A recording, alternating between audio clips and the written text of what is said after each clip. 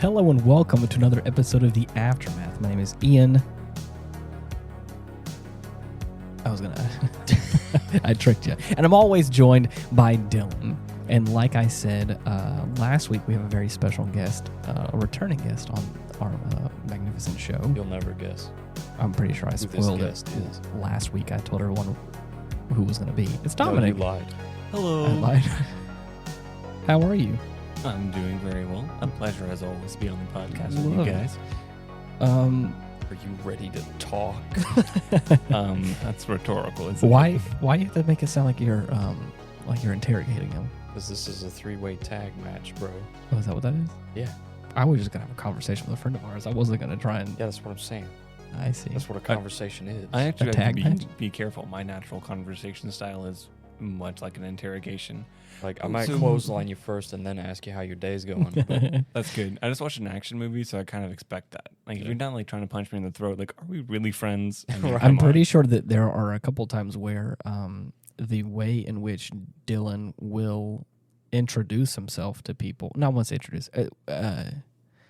The opening remark a lot of times is you'll walk up to someone very stoically and then pretend to punch them in the chest, and then a lot of times it really shakes people up and goes, oh shit, oh. not to a complete stranger, mind No, you. yeah, that's why I said, when I said the word introduce, I was like, that's probably not the correct word because it may give people the wrong interpretation of If oh, I look, know a you well stranger. enough, I may greet you that way. Yeah. You'll go in for like a hug or a handshake, and he'll go in for like, gotcha, and you're like, Yeah. oh shit, Fucking tiger knee. yeah, right. he keeps you on your toes, you know. Yeah. This guy. In case anyone finds a wild Dylan, I think the approach is, while he's making his punch, you just fully encircle in the hug. Right, and right, it makes right. all attacks Yeah, melt. And it's yeah. like, Got no. it. Yeah, like when you approach the Cave of Wonders, you have to have like that Oh my like, really God. innocent heart. There you you know go. it's like, it's It's okay. It's all okay. Yeah, And it's like, yeah. oh And yeah, the- sweet, a friend. Yeah. Boom. I like Diffuse hugs. his violence with a hug, and he's like, oh shit, I I'm guess. a hugger. It's a weakness. There you go. Well, today we was there a reason why you picked this film in particular to watch with Dominic, or was this just on the roster that you already had potentially? I had this set aside the first go around whenever we had to reschedule, but besides that, the only reason was Dragons. and Foyer. So we watched a film called Reign of Fire, and I believe I've heard of this film like once upon a blue moon. Yeah. It released in 2002. And it's basically, imagine modern day 2002. The British dig too greedily, too deep, and A find normal gray day in London. Yeah, right. And then instead of finding Balrogs, they find dragons. Yeah, I mean, Dargons. Dargons. And and then of course calamity ensues. And apparently this film takes place nearly 20 years later, or I guess 18. yeah, right.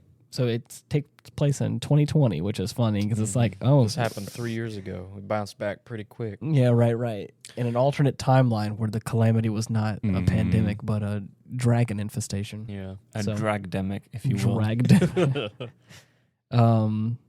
So yeah, I was looking here at the the Rotten Tomatoes and stuff, and for some reason,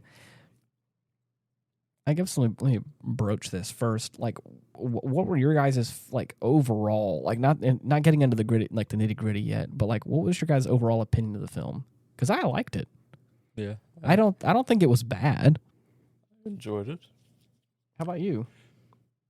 I have a hard time with breakout movies in the sense like zombies or monster attacks, just because it's really hard for me to suspend my disbelief that people can kill things. Right. Because human beings, we annihilate 100 species a day by accident.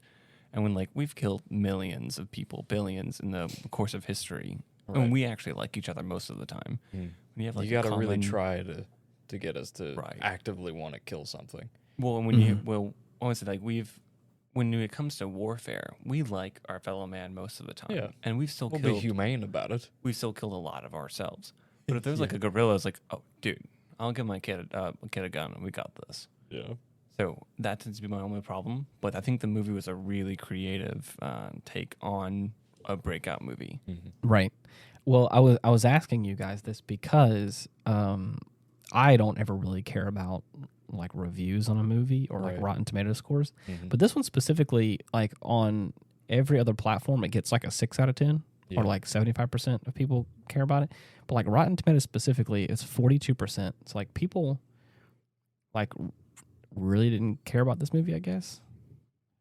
But like the box office says otherwise. Like they made their money back at least a little bit. It wasn't a smash out success, but like, it's fairly. I think that I have seen far worse movies in this category. I think that maybe is why I'm going into it this way. I had this is a movie from 2002, and it's also like a pseudo action flick. So I was like, oh, it's gonna be cheesy. It's gonna be kind of campy. It's gonna be like, but like not in like the good way, like 80s action flicks were. Yeah, it's gonna be like the Zilla version, stoic, like melodramatic. Yeah, like where I was like, it's gonna be cringy and kind of bad. Yeah. But I came away pleasantly surprised. I was like, this actually wasn't atrocious, especially for I feel like a time in history where like late 90s, early 2000s, like CG, like there was like really experimental in a lot of ways, and sometimes it was not very good. Right. And for a film that I think could have been bad for its animation, I don't think was that awful at all. I think I pulled it off well enough. Yeah, there was only like 1 or 2 scenes where I felt like I was like, okay, this is obviously like on some sort of like green screen stage or something like that. But I still don't think it like took me out of the movie where I was like, oh, this is bad. Right. But like I think especially for me personally, the first time we see the dragon, they do a good job of like kind of like the T-Rex in Jurassic Park. They like have a good way of obscuring it because it's like at a certain time of day. There's like all like the vines and stuff, and so like you get to see it, quote unquote, but like it keeps it well enough hidden to where like they could probably like hide their crimes a little bit. And I was like, that's tasteful. I mean, it was nice. They're making it work, especially for like because it could have been. I mean, you could have like a really poorly rendered dragon like, rah, I'm here. Yeah, and you're like, oh, ooh, yikes. Yeah, I guess you are. You're also low poly. It's supposed to be right there. Oh, okay. Oh, no. Oh, dragon. The characters are screaming in the wrong direction. They're the dragon's here, and he's like, pointing just a little to the left. It's right next to you. Yeah, right. A little to the right, But yeah, so this movie, we set up so far, there's a young boy who's yucking it up with all his mom's co-workers down in the mine and somewhere cracking jokes. Right. Just walking onto a construction site. This is I guess early 2000s in London, England, so I guess anything goes. Right. Even I think here in the description it says he's 12 years old, the character in that point in time. Wow. And like even his mom is like, "Have you been smoking?" And it's like, "No, Mom, only when I drink." Yeah. And I'm like, "Okay, it's kind of funny banter." Right. So, but anyways, it starts off pretty heartwarming. Yeah, I think that's my favorite part of the movie. Yeah. I was just like, man, it was so great to see them exchanging and giving each other a hard time. Oh, yeah. Man. Especially his mom's obviously working pretty hard, but still can't quite afford like his schooling, and so like he's kind of a little upset about that. And it's like it's just this real moment where there's like, oh shit, we gotta like figure something out. Yeah, I gotta make ends meet. So it just feels more like it feels normal, right? Before this calamity strikes. Yeah, dark fantasy ensues. Right. I like the kind of mixing of genres because I mean, like I said, I think it also could be done kind of poorly, but anytime that you take some sort of fantastical element of a story like wizards or dragons and the like, and you apply it to the modern day setting, it's either super fucking funny, or just awful. Right. There is no in between. You're right. Yeah, it's also a pretty star-studded cast with Matthew McConaughey, Christian Bale, and Gerard Butler. Those are all like pretty big actors that are like the main trio of the film, I would say. Now, How to Train Your Dragon came like 17, 12 years after this movie, something like that. Right. that being said, it was phenomenal to see Gerard Butler in a more serious dragon role. Yeah. And I was just like, storm the nest. That's the only way. I would love to have seen him say that. Like, yeah. Blast from the future. Right. Echoes throughout all time. Foreshadowing. Love it. Unbeknownst to anyone. But yeah. So as you can imagine, like, I get what you're saying about how like we as a human race would find a way to kill something like that. Oh, with so much ease. But I do think that like if something like that, I think that if something like that was to kind of come out of nowhere and reproduce quickly, that like we would kind of be in a bad spot. Now I'm not saying that we wouldn't. Now, I'm not saying that we wouldn't, that we would like fail like they probably have in the movie. I do think that like some military force would probably really get a handle on things, but not without like some calamity happening, I think. Or chemists given a license. Yeah, right. So like if you want to take over one of these dragons comes from for like a physics building and like with a university that has a lot of chemists, like nerve gas would work very well. It's actually pretty easy to synthesize. We'll get everyone into the biohazard room. Get the oxygen mask on them. We're all going to die anyway, so we'll release the agent. And like 12 of them go down. It's like, sweet. Now I'll get Peggy. She's a microbiologist, and she'll study these guys. Oh, their eyes actually have a lower level of optic sensors for this particular range. It looks like dusk and dawn is going to be the best time. Right. Yeah. Sweet. Also, can you get a message to Howard to see if you can get some of that white phosphorus aerosolized? Yeah. They come through, aerosolize it, burn the dragons to a crisp. Yeah, that was great. Yeah. The only thing I'm thinking is like that does sound like a fantastical, at least for me. Like I think it's also coming on the heels of like what we actually experienced during 2020, where it was like I think everyone would have. Now this is a different story where like if there was something we could all unify behind, I think that it would be a little different like that. That's very real and tangible. Of like there's a dragon here, we all need to kill it. I feel like this scenario would be a slow burn, in the sense that everybody's still going to be coming to grips with the fact that there's just fucking dragons now. The only thing I was saying was like if it spawned out of London and there was like a large swarm of them that was able to like reproduce pretty quickly, I think you're right that we would get a handle on it quicker than 20 years. Right. But not without like maybe the entire continent of UK being like pretty messed up. This is a tangent. But that's actually one of the big reasons that I like Shaun of the Dead. It's a comedy look at zombies. If you guys haven't seen it before. So if you have, maybe skip the next 30, 40 seconds just to be safe. Right. But this guy is drunk out of his mind. The zombies take over. And so look at basically what happens to his small town in the night or two. But at the end of the movie, when it looks bleak, it's they're being attacked by a bunch of zombies. Armed men come down, drop knee, snipe like 30 zombies in no time, and the movie ends in this nice little joke of like, oh, but now we're just living with zombies and it's okay now. Right. So that tends to be like my approach of like, I think that's my favorite kind of outbreak of like, these 3 weeks sucked, and then we figured it out, and like, oh man, it was so much fun.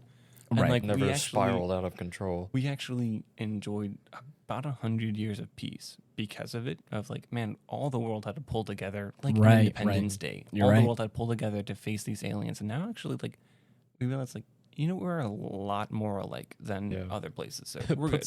Put some things in perspective. And We've had that French, conversation, and I hate you because you're French. You know what I hate worse? Right. A dragon, zombie, alien, cyborg. Right. All trying to kill us. Those things suck. I hate cyborg zombies. We've had that conversation on this show before of like the fact that the only thing that I feel like could really get the entirety of the human race like to propel us forward into the future to get us all to band together, a common and powerful enemy. A common and powerful enemy that's not one of us humans. It is something else that can really threaten us to take us all out, for all of us to be like, you can either stand with us as the human race or you can just go be solo and die. Yeah, right. Yep. So that's what it feels like. One of those dream scenarios, dude. Right. That's what it feels like, at least to me. But anyways, with this film, I think that like, yes, obviously I was able to suspend my disbelief, and I think that not all of it in a perfect world, I think that it would have been handled differently. But for this, dimension, exactly, this timeline, if you will, this little circle of hell, right? This little circle of hell, we'll call this movie. I enjoyed the characters more than I thought I would. Yeah. For a film about dragons, there probably wasn't a whole lot of dragon action, but but I think that they made up for it with like pretty well written characters that I was like, I kind of had a connection with. It's weird because it's usually the opposite. Right. You look up like a dragon movie, you're going to be there for the dragons, obviously. Right. But in the sense that the characters are actually enjoyable to watch and not surface level. Of course. I think that does it a few favors. Right. I think it's also because I've watched a lot of Godzilla movies with you. Yes. Where so like, you know exactly the kind of comparison I'm making. Exactly. Here. Right. Is it like perfect. We come for Godzilla, but sometimes we do stay for like the human aspect that's like sometimes kind of nice. But also sometimes in those movies they're also like pretty bad. It's like hard to follow along with. Right. But it's still fun regardless. Like you're saying, obviously they take themselves seriously to a degree. Right. But other than that, you're like, yeah, it's a Godzilla movie. That's the reason I always cite the first Metal Gear Solid as a good example of that. Really? Because me and Chase could go on and on about the first game and how it's a completely different feel from the rest.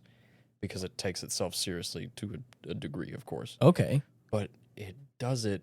Because, I mean, of course, you still have all this wacky, like, future science shit going on, but they ground it.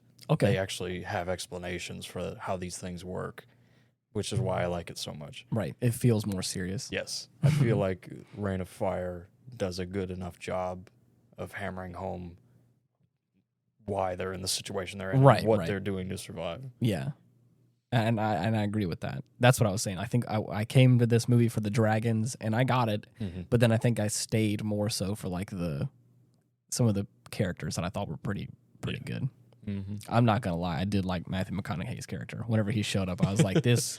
I think Matthew McConaughey's just crazy enough of an actor that I was like, "Yeah, this fits." He actually wasn't acting for this role. I know. That was just I know exactly. That's what I'm saying. It's like whenever I see Matthew McConaughey, he always kind of has that like that edge on him where I'm just like, I know you're probably normal, but like you just kind of come across like a little bit. Like he's crazy. I'm not willing to put anything past you. Like he's one sunstroke away from being insane. Yeah, exactly.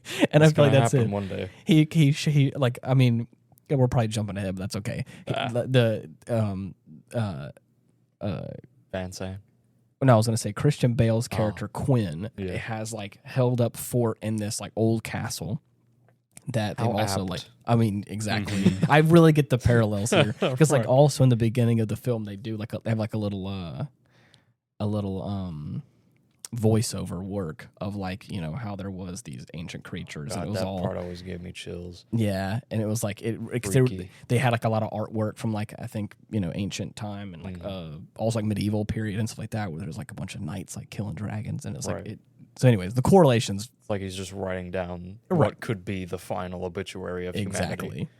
The parallels pretty nice. But anyway, so they also like they dig tunnels. They have their own little like bunker and stuff. So again, we're getting like an established idea of like the Chekhov's gun is like we're in like these tunnels. He's worrying about all the pipes and he's like, can it handle 200 degrees centigrade? Right. Yes, it can. Exactly. So like we're getting all these things of like, okay, so there's like an underground bunker that's got like a sprinkler system there, and there's probably resources and stuff down there.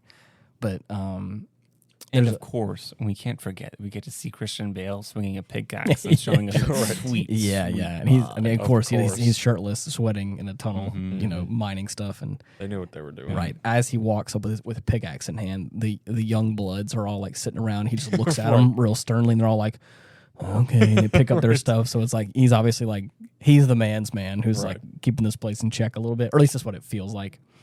He's a silverback gorilla. Right. He's like, "Get to work. I'm out here sweating and you're sitting around." Right. But anyways, there's a point in time where the cavalry shows up and it's all these tanks. An entire convoy. I mean, a whole convoy laden with ammunitions. And not only are these vehicles, by their standards, completely out of the question, like how the fuck did you get a hold of a tank? Oh, yeah. And they're like military grade too. Right. They're nice stuff. Oh, yeah. This isn't your Peepaws tank. This is a real American tank. Yeah, right. Exactly. So they roll up, and of course, I love this first sequence because it encapsulates what I would feel like is this character. The hatch opens, and it's Matthew McConaughey gets out of there, and he very obviously looks like he just got finished taking a nap. Yeah. And he's wearing this this aviator's jacket where it's like that brushed leather jacket, but it has no sleeves and like the Sherpa like wool collar. Right. And it's like zipped up, like I said, but it has no sleeves on it. He's got tattoos and it's got like that American flag patch on it. And he's bald head. He's got like a little bit of a goatee or whatever. And he comes up and he's just like, what a dump. He has 2 inches of a cigar in his mouth. Oh, yeah. With very obviously he doesn't, 3 inches in his mouth. He does not smoke these things. He just eats them. He chews on them. Yeah. It's cylindrical chewing tobacco. Of course. Right. And I've heard people do that before. They're like, they usually chew on the last remnants of a cigar. But, and then, of course, Gerard Butler's character, Creedy, I mean, hits us with I think it's funny. It's like the only thing worse than dragons is Americans. Right. Of course. I was like, oh, yeah, I love that. So, of course, he gets out and doesn't even say anything, but like, I'm sorry, not Quinn. Van Zandt is his name. He like just gets off of the tank and just like sitting there like stretching and holding his hands out like, come at me. Just hold. Asks who's in charge. I thought that was the reverse of I'm not carrying any weapons. You're right. I think it comes across that way. But I'm not raising my hands up in the air because air is bad. Right. And I think he comes across as aloof because I think he also like shouts out like, who's in charge around here? Yeah. Well, and I think he was trying to play it respectfully. Of course. So I could bomb you guys and take what remnants remain, but I'm not a dragon. I'm a person. Yeah. I'm bald, but I'm a person. Right. But like the sequence that follows, I thought was a great monologue that I think Matthew McConaughey, I think he had two moments in this film where he had a couple of monologues that I thought were really, really strong. And that this was the first one where he's talking about like his first kill. Right. Well, I mean, even before that, when he's like, we can do this the easy way or we can do this the really easy way. After he was like, you're not welcome here, turn around. And he's like, let's not do this, buddy. Like, I'm going to find shelter, and it's either going to be with you letting us in or with us pile driving the door down kind of thing. And then, of course, it's too... I like this film because it feels like there's almost... For a majority of the film, we know who our main man is. Mm-hmm. It's Quinn, because he was the one that started off the film as a kid, so like he feels like the main. But there's a large portion of the film where Van Zandt kind of feels like a second main character, because like he feels like he's also like leading the charge. So there's this alpha butting heads moment between them. Oh god, yeah. And then of course whenever he pulls out the tooth of the dragon, he's like, "Bet you ain't never seen one of these." Right. Few men have. And right, of course. He goes on a little story there, which I think is really cool because it reminds me of the shot heard around the world of like this is what started, the American Revolution in truth. Yeah. So similar here, like this is what started the human revolution. Like this is what happened in America. Yep. This is the first kill that we made, and it was a group activity, and right. It felt like a legend. It felt like something that would be handed down in a very folksy way, not in and then King Arthur and the Round Table, but like, and then David Crockett. Yeah, right. Well, because that's what the first time he says like he's killed dragons and stuff.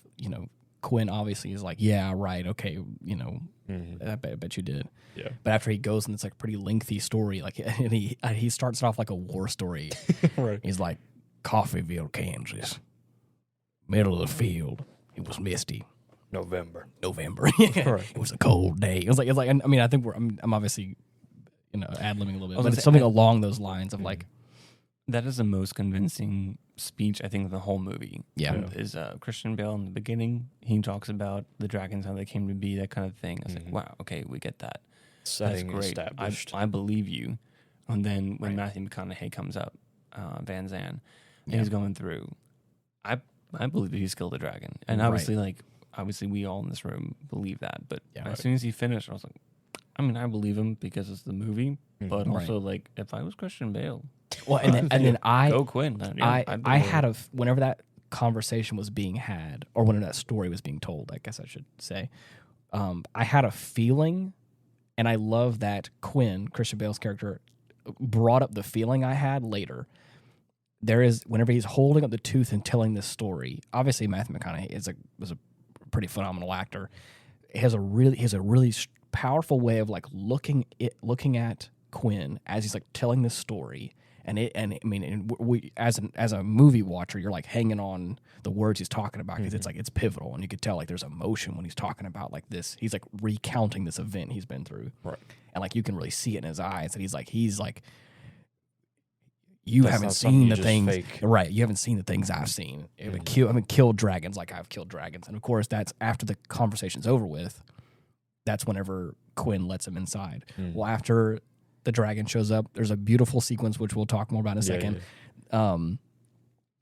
There's a moment whenever they're inside and Quinn comes up, and of course like he like walks up to him and he's like, I forgot what he says exactly, but he's like, whenever I looked into your eyes, I thought it was awe. I thought it was like something that I thought you had like inspiration behind you, but no, it's craziness. You're insane to go like follow that thing. And it's like, that's psychopath. That's exactly what I felt like. I mean, obviously to like having killed a dragon and seen the things, I mean, I would imagine that's going to come across as a little crazy. Right.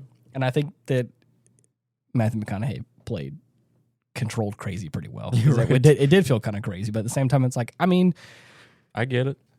You got to be, I think, right. to be able to, I don't know, lead people almost to their demise, right, for the betterment of all humanity. And I don't think just any Joe Blow can do that. It takes a special kind of crazy. It takes a special kind of crazy. But yeah. So, anyways, like I said before, the beautiful sequence with that first, like with the dragon swooping around, and they're trying to get all this stuff mobilized. We never mentioned, not only do they have tanks and APCs, but they also have a fucking helicopter, a fully functioning helicopter that is flying around like it's no big deal in a sky full of dragons, man-eating dragons. Right. I think that like they never explicitly said it, but I think they had talked about it a couple of times, and I think it was that she could fly over a certain elevation that like dragons didn't really reside in. Yeah. Is that they can fly up to a certain altitude, they could probably fly around, but they can't like maintain that for a long time. I think is what they were trying to get across at, because they kept talking about like 3,500 feet or 5,000 feet or whatever. Is like even a couple times whenever he was like, I want you to like get the guys out there, get the dragon away, and then I want you to fly to 5,000. He's like, and then stay up there. Like, so that way it's like, so I think that's kind of they didn't really say like dragons can't fly that high, but I think that's what I insinuated from it. That's a great Just idea. going by the modus operandi of the situation. I didn't think that at all, but I really like that explanation. That makes a lot of sense. Right. So, but because even at the end of the film, she kind of says that he was like, "Are you scared?" And she's like, "No," but I'm not gonna lie, I did think I was gonna be dealing with all this at 3,500 feet, Right. So, but anyways, this first the dragon comes to take down. It's funny to say all these words about this like modern day film. Like, so the dragon was coming to the castle. Its name was Maleficent. No, and so Van Zandt decided to send the helicopter up, do some triangulation, and then bring it down with a harpoon, exactly.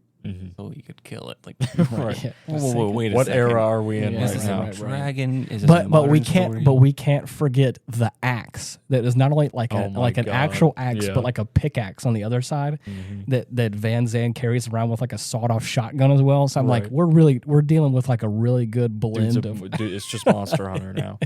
It's wonderful. Yeah, I was like, this is fantastical, but also fun. I think at the same time. Yeah, but this dragon starts like circling around, and of course they have these men that apparently are like paratrooper, like Bolo paratrooper, the archangels, that like go up and apparently like do a pretty good job of incapacitating it most times. But obviously for the thrill of this movie, things kind of go awry. Right. They have an unfortunately whopping 17-second life expectancy in this line of work. Except for the person who's been doing it for 8 years. Right. He's got it down to a science somehow. Right. And it's survive for that. It's probably luck. I mean, let's be honest. Right. Actually, I would love to have seen, side tangent, for Pacific Rim. In the movie, aliens are trying to take over the world. They build giant robots because giant robots rule. Favorite of course. movie of exactly. all time.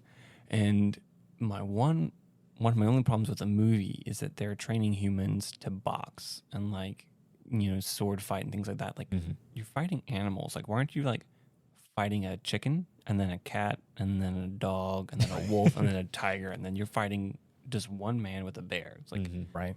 That's how you train people to fight animals, which they are. Right. And so for this movie, I forgot my point. I got into Pacific Rim. No. I think it was training. There we go. Yeah. I'm back at it. They were going through, and I would love to see them. Oh, this guy over here was a falconer for a while, and he had to fight off a couple of falcons before, so he's familiar with their talent technique. And then this guy, he was nationally ranked as the bullfighter. Right. Oh yeah. He knows his way around a lasso. Yeah, when this girl over here can hog tie a wild steer in 0.2 seconds. She's amazing with that rope. And so we see them like going through thick Southern accents to match McConaughey. It's like, what did you do? It's like car going through. It's like, I don't think a rodeo person's going to be here. It's like, wild animal needs to be caught. Right. I think rodeo's going to be fine. Pretty sure this is my wheelhouse, actually. And so they go through, they're actually like roping the legs and like pulling it apart between two choppers, something like that. That'd be pretty cool. But. Yeah. But I love the fact that like, there's a clear separation between like the two task forces of like the people on Quinn's side that reside in the castle. Like they are running out of food. It is established that like people are hungry and like even some of them are trying to defect to leave because like they're in need of something more than what's going on here. And he's like, just give me some time to like establish some more food. And like that's kind of what Quinn's asking for. And it even goes to show whenever all of Van Zandt's crew shows up and they're like trying to get all their arms and armor set up and everything all like they're even like dumping out cases of ammunition and like 4 bullets roll out. Yeah. And it's like it just goes to show like how little they have.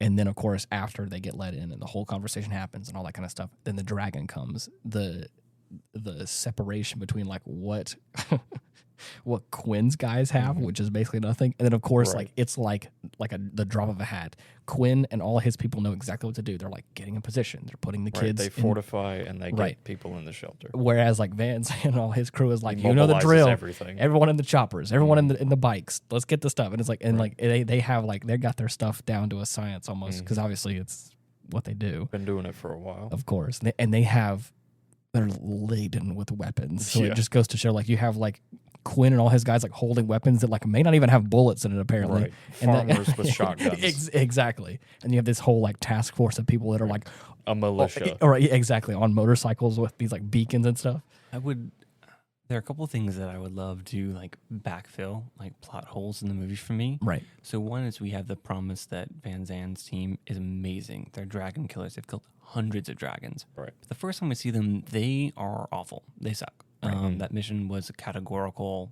failure. Right. What I would love to have seen is to shake them up. So the first time we see them, it's perfect conditions. It's either dawn or dusk, clear night. They can see well. Dragons can't. They fly up, do it perfectly. Guy comes back alive, and they expected him to die. Like, hey, that's great. We got a dragon. Good. And then Quinn's group freaks out one night. It's like, hey, there's another dragon coming, and Van Zandt's like, listen, man, it's really misty here. We're used to fighting in America, much clearer. The fog's rolling in. The visibility is going to suck. It's the wind's in the wrong direction for our chopper. We need to hunker down. I think what you guys have going here is a good thing. It's like, no, Van Zandt, like you can save us. Like, okay, buddy. It's your castle. I will mobilize my guys, and we'll do what we can. Right. They get up in the air, lose a couple guys. Like they see little farmer boy, like this is what I do, and I lost 3 of my men today because I listened to you. That's never going to happen again. Yeah. So we could have like a reason to blame like why they were off. Because like it was the bad conditions. These people know how to wait, how to strike. As it was in the movie, I had a hard time believing that Van Zandt was a capable leader, considering that he chose some really poor conditions for his people. Right. Well, I think that to your point, I think that was shown later in the film. Whenever he came back and he was like, "You're right, you were right." Well, that was a different set of circumstances. They were going after the big prey and not regular. Because but I think it still reinforces the fact that like he's still high and mighty from back home. And even though even though first attack was a failure, quote unquote, lost 3 guys, all that kind of stuff. The fact that like he was still riding on that high, and then of course really lost everything was not the same thing, but it kind of to your point where there was a moment where he was like brought him down low. Yeah, brought him down a peg. But again, that was Van Zandt's decision against Quinn's directive.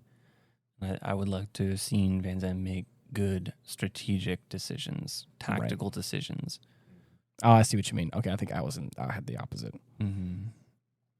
But yeah, it's. I mean, like I was saying before, as far as special effects go, I thought it did pretty good. I think it holds up. Yeah, and there was a point when several points actually where the dragon fire was coming through. Yeah, and we got to see the 2 jets they're talking about, the nitro and the napalm. Meeting together, and so cool. The beautiful blue flame near the jet and spreading out. The fire was very believable. The movements of the dragon were spectacular. Yeah, I myself am not particularly hard on CG. I watched Monty Python Holy Grail, and there was that scene where they put up like the cartoon. I was like, listen, I don't care if you're being chased by an obvious cartoon. Right. It's a funny movie, but also I know what you mean. You mean monster. Yeah. I like when I see like in Phantom of the Opera, there's like a little like paper like thing on the stage, like going back and forth. Like, I know you mean it's fire, and you know what? You and I, we're okay with that. Right. Just keep telling your story, man. Right. So here's like, well, I can look at that and go, that's not a real dragon. I know it's not a real dragon because it's a dragon, and I'm watching it on a very flat TV, which while beautiful, is still flat. Right. Anyway, but the movements were phenomenal. The wing structures felt perfect. It felt like a living, breathing creature. How about the sounds? The sounds are really good the too. The way these things sound, dude, horrifying. They really play up the wind, and so like I feel like in that way we're really immersed in the world of we're the scared ones, or sorry, I should say I was like that wind. Was that like normal wind, or was that like there's a dragon pushing that wind? And I love that I feel like it was tasteful that like there was some times where like they could have obviously shown the dragon, but they chose not to, and they showed like they're focusing on the emotions of the people and like and the sounds and the ambiance around them. That's like, oh shit, like so we're all still here, and not like we're not like cutting away to this like beautiful helicopter shot of a dragon like flying through the sky, so get these like glamour shots of this beast or whatever. You know what I mean? And I think, like I said, there's these moments where the dragon shows up, and I hear what you're saying about like the fact that it's obviously in a movie on a flat screen, but like for me at least, there are some movies in these like years where like the CG that I've watched it is bad enough that like it really takes me out of it. Where it's like you're saying that like we can look at this little paper moving around and go like, oh, that's fire, and you can suspend disbelief enough. Right. But there's like this uncanny valley, I feel like, for me, where like they try too much on the CG but don't hit the mark, and it really takes it out where like that's obviously fake, and it's hard for me to go like, oh, it's a dragon, because it's like it's so bad that it's like insert whatever it is, where it's like it just There's some folks say show don't tell, I say elude don't include. Elude. But yeah, but I feel like this is one of those moments where I was making a specific point of it, where in this time where like 2002, where like it very more often than not, it could have been a bad CG work where it's like, ooh, yeah, like that's a little bit hard to look at because it's not it's hard to suspend disbelief. That was what the point that I was making in that part was like they did a good job. I can look at it and go, hey, you did a good job. Yeah. But I think it was also to the point that I was saying beforehand. I think they also did a good job of like the placement of it, of like the first time that they actually at the end of the fight, whenever Van Zandt is firing the harpoon and actually hits the thing in the chest and it crashes into the ground. Beautiful work, looked amazing, and then like we got some pretty good. Another thing the film did well is like the practical sets around what's going on, and like the practical work of like the dragon's corpse. I mean, it could have been CG, but I'm pretty sure it felt pretty real. No, that was real. It looked really nice, but they didn't overshow it. And it was also dark from the right angles, so like you could see it, but like we weren't getting these like brilliant daylight shots of like these like perfectly detailed pictures of it. And so I think it really plays well into the movie. I don't know what it's called. It's singing, but it's like if you want what you're about to say or like an opera to sound quiet, you sing really loud, and then you go back to like a regular singing volume. Right. So it seems like you're whispering, but you're not. Yeah. So I think they did that. I would say that the sets were beautifully bad. Like the castle looked muted, and a lot of these things were burnt. Yeah. You had a lot of black. You had a lot of, and so when you had the dragon, which really wasn't that fleshed out, that detailed, it was like it was earlier in CG. Right. So it wasn't like when you stopped and looked at it up close, like, man, that's a really real dragon. And later on, it's like, I guess that's real. Yeah. So I think it all matched, and so that way it was a very natural process. Right. We talked about this whenever we watched Jurassic Park, because this is a prime example, especially for like the time frame that movie came out in. To this day, where CG obviously was like a very new thing. Yeah, a lot brand like spanking new toy. It could have been very bad, but the scene specifically is whenever the T-Rex comes out for the first time, is there's like this, the conditions around it, I think, is what helped out the CG a lot. Yeah. Because it was at nighttime. There was rain involved. So there's like reflections and water to help like distract the eye. There's other things around it. Like, so there's a lot of things that help play into that scene, like that made it feel like it made the CG like fit into the circumstance better. Perfect storm. Because it was hiding its crimes a lot, like I was talking about in the beginning of this film, where like they were kind of hiding. I say hiding. They alluded to the dragon more than just showing it outright and making it this, like I said, these like glamour shots of this thing. Don't include. But the same sort of thing is like, again, they showed whenever you got the shot that I'm thinking of, it's like it's the camera like kind of like underneath the neck and the body where like the head's kind of like open and stuff. And the only thing that's really lighting the scene is the fire from like the debris around it. But it's like it's perfectly lit in just right way, and it's shadowy enough. And of course, like there's just enough like detail on like these like wounds that like they're kind of playing around in. It's like, oh man, it looks pretty real. Yeah. Because I think anyways. I think they did a great job. Downright grotesque. There's a couple of shots towards the end too, where like I don't know if it was on a set or if they like really. I really don't know how they did it, but like there's a bunch of ash. I think it's like near the River Thames, and it's like in London supposedly. And there's like buildings that are kind of like blackened and broken, and there's like equipment and like docking stuff or whatever, and there's like it all looks pretty well destroyed, and like running around through it, and I don't know. I think cool sets. The setting was really good. Yeah. So, anyways, there were a couple of elements while I've been harping on the lack of realism in the movie that I think were really well thought of. In one point, there are these people who are trying to break off from the Quinn's group because they're hungry, and so they go to the fields, and they're not supposed to. And of course, we know horror movie rules is they get punished. Disaster strikes. Yeah. And so the dragon comes out, and spoiler, when we think all is lost for them. While it was flying up in the air, it pointed a gnarled finger and was like, "You're not supposed to be here. You're breaking the rules. I'm going to tell Quinn." And so these armored trucks roll up, and they're spraying water down, and people in these flame retardant suits get out and pull people in. I think that was brilliant. Oh, yeah. Well, I think the smartest solution in the movie. Right. Fantastic. It's really good. Back to have my skeptics hat on, though. I would love to have seen those fire suits come up more often, though, because they obviously have them. Like, what happened? It is like a necessity. Even if you solved it by like at one point when something blew up or fell, like, oh no, it landed on our suits. They're all torn to shreds. Well, we can't make more of these. Right. Would have been fine. You're right. We could have had like Christian Bale, like with his like super cool like end of the world beard, like looking over his shoulder, and like, "This is one of the last straws. How am I supposed to help my clan, my people? I must lead them well." It's like, that's right. You go, Christian Bale. I believe in you.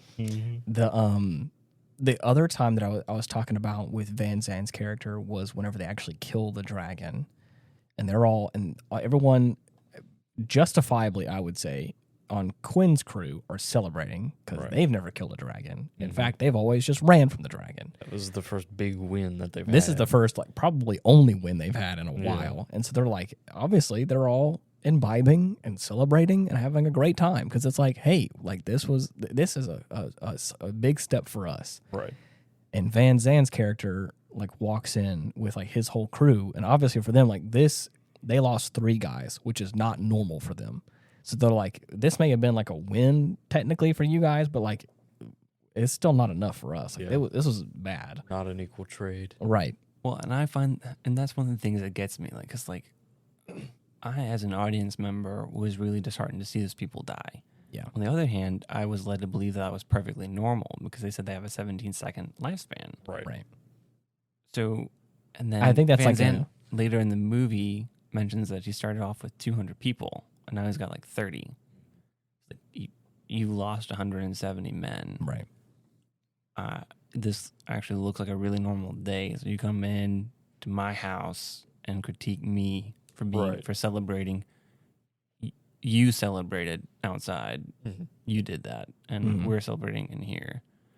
You can take that pity party somewhere else. Because we've all been dying here. Yeah, so I don't know how it's been for you, bro, but shit sucks here. Yeah. We'll take anything we can get. Because when he walked up, he had already lost hundreds of men on the way, but he seemed perfectly fine to be there and pretty confident. Like, dude, get over yourself. You're sad. That's on you. Yeah. I hear you guys, but I feel like I'm more in his camp of like, this may be a good win for you guys, but at the same time, like, just know that it's hard for us, and you know, and I think it's the fact that, like, I don't think it's the fact that he lost the guys is why he was sad. I think it was more so whenever he like started off his talk, he was like, envy the nation that has heroes. Well, I pity the nation that has none. And he's like, more so I'm just upset that you guys take this win as your win whenever you don't have anybody that could stand up to really finish this thing. Well, so I think that overall, I would say that Van Zandt's character could have been more with less. So in the Lord of the Rings, they're in Gondor, and we have our members from the Shire who are there, and they're talking about, I don't have any songs for your hall. I mean, they're all drinking songs, and the King of Gondor goes, why would those songs be unfit for my halls? Like, I think it would be really nice actually to hear songs of levity. It would give meaning to all the wars we fought to protect you. And it hits so hard of like, oh my goodness, we know Gondor's been laying down blood for 1,000 years to defend the Shire. Yeah. They have provided such perfect peace. The Shire has no idea there's any conflict at all. And so I would love to have seen them going like, isn't this great? And Van Zandt would be like, I'm glad that you guys have this rest. And Quinn goes like, but me and my men are still going to be taking a night of mourning for our men. Something that reflects like, this is like, I'm glad you guys have this celebration because this is not normal for us. Like, this is a bad day. And something, again, like that with Gondor that conveys like, it's so great to be able to see this front because like we've been alone for so long and fighting these wars. Like, actually, it's kind of refreshing. You guys are excited by that because that sucked. Yeah. Unfortunately, Van Zandt is a borderline psychopath, and right. more often than not in this scenario, it's his way or the highway. You're right. And if he sees anybody that doesn't align with that, he's like, what the fuck is wrong with you? Yeah. But, yeah. Towards the end of the film, whenever we get the shot of them being, like, in London, there's I want to say it's, I forgot what the name of the building is, and I always get told it's not called this, but it's where Big Ben is. Mm-hmm. The building has a different name, and they're always like, that's the name of the building, but Big Ben is like anyways. I want to say it's supposed to be a shot of, like, that rubbled building. Mm. They're, like, on the shoreline or on the River Thames or whatever, and, like, there's, like, a building that kind of has the vague shape of it. Right. Where, like, what at one point may have been the biggest Ben. Right. And there's a lot of, like, dragons, and they're far enough away that they feel like they're the same size as the first dragon we saw.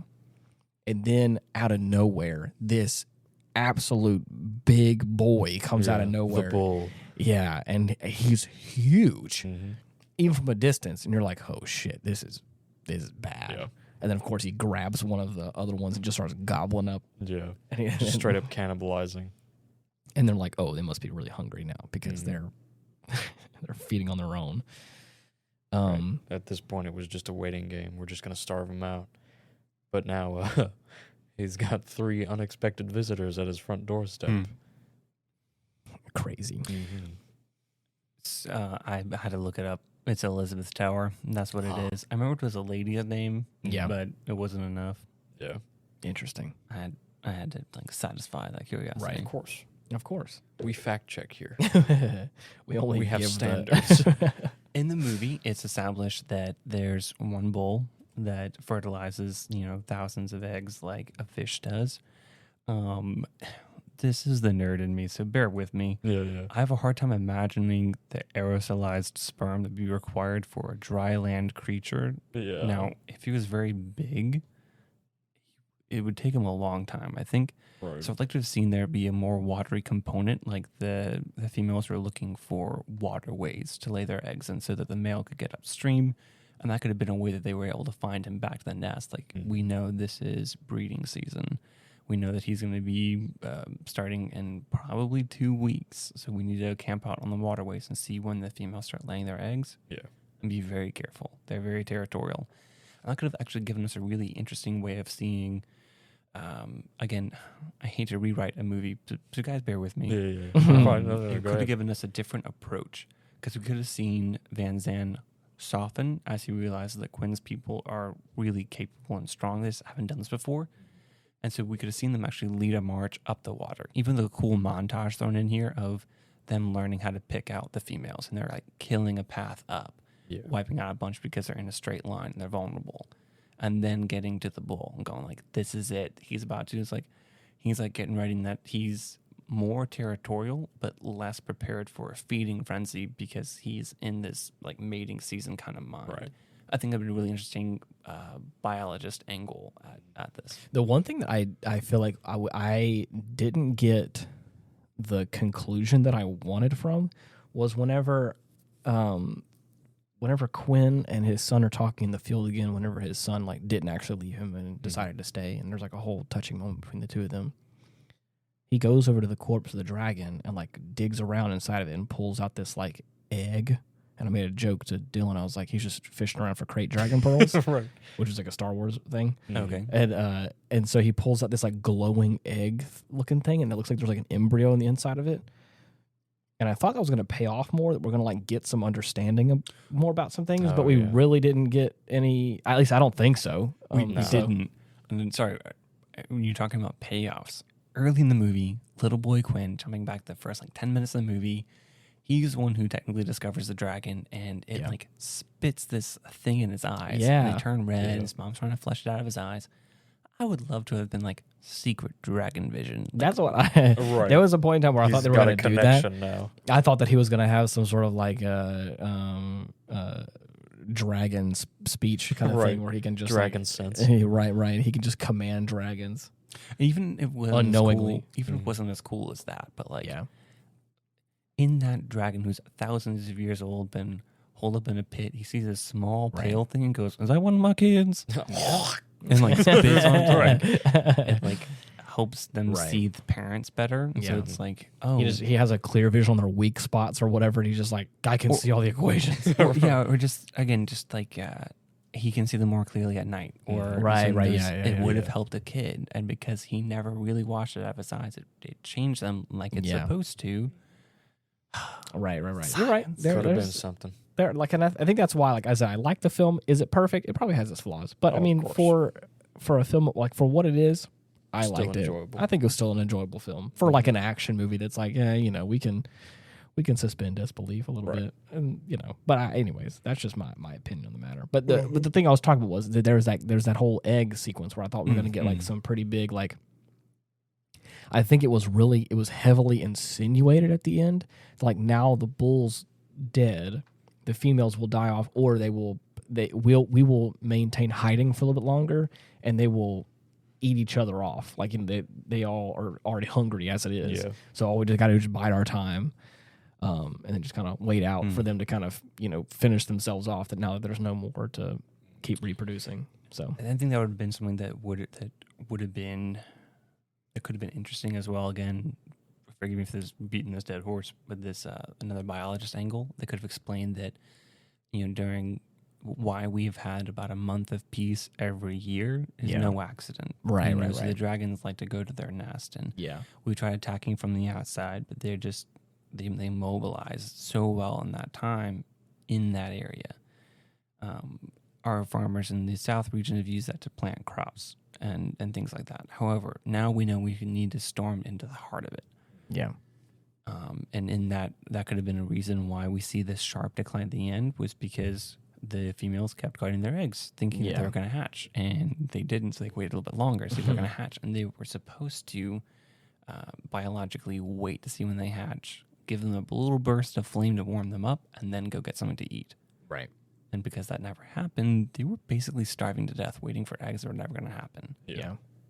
The thing I will say, to wrap this whole episode up, is that they actually for this kind of film, they weren't afraid to kill off some pretty main characters, which I was kind of surprised with. Yeah. There were some moments where I thought that a lot of characters were going to have plot armor, they were just not going to be killed off for whatever reason. And then as the movie was coming to a close, I was like, they're going to kill off everybody, except for maybe the main actor. But even then, I'm like, we don't actually know if he's going to die or not. Yeah. But him and Alex Jensen were able to stay alive. Yeah. So, but other than that, I mean, I'm not going to lie. Van Zandt went out in a blaze of glory. Yeah. He went full dwarf mode. He went axe flying. Rock and stone. Rock and stone. He jumped off the chimney or the huge tower. Yeah. Tried his best. Rather, what is the phrase? I'd rather die